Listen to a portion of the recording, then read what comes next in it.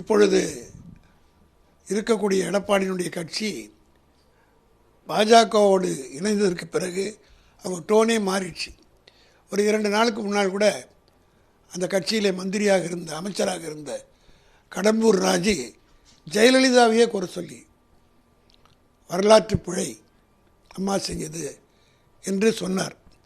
அதை கண்டிப்பதற்கோ பேசுவதற்கோ எடப்பாடிக்கோ அல்லது வழக்கு தொடர்ந்த சி.வி. சண்முகத்துக்கோ சொரணையும் இல்லை, வீரமும் வரவில்லை. அதற்கு மாறாக இன்னும் மௌனம் சாதித்து கொண்டிருக்கிறார்கள். இது எவ்வளோ பெரிய குற்றச்சாட்டு! ஜெயலலிதா இல்லைன்னா எடப்பாடி யாருக்குன்னு தெரியாது, கடம்பூர் ராஜுன்றவங்களை யாரும் தெரியாது, இந்த சி.வி. சண்முகத்துக்கே அடையாளம் கிடையாது. இவர்களுக்கெல்லாம் அடையாளம் தந்த தலைவி தான் ஜெயலலிதா. அந்த அம்மையாருடைய பெயரை இப்போ மறைப்பதற்கு இவர்கள் ஏற்பாடு செய்து கொண்டிருக்கிறார்கள்.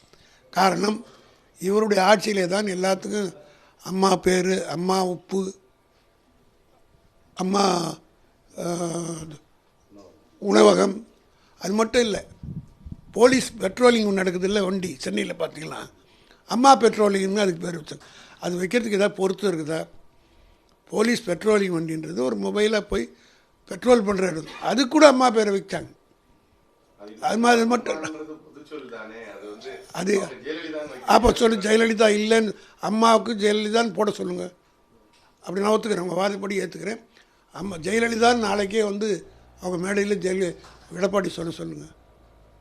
ஆக அண்ணா என்பது ஒரு பேர், அண்ணா பேர்லேயும் பல திட்டங்கள் இருக்குது, அம்மா என்ற பேர்லேயும் இவங்க வச்சுக்கிட்டு இருந்தாங்க. நாங்கள் வந்து பல வழக்குகள் நானே ஜெயலலிதா மீது போட்டிருக்கிறேன். ஆனால் இந்த பேருங்க வச்சதுக்கெல்லாம் நாங்கள் போய் வழக்கம் போடல. காரணம் என்ன, இதனால் ஒரு எஃபெக்டும் கிடையாது. காரணம் என்ன, மக்கள் ஒரு திட்டத்தை வரவேற்றாங்கன்னா அது பேர் நிலச்சி நின்றுட்டோம்.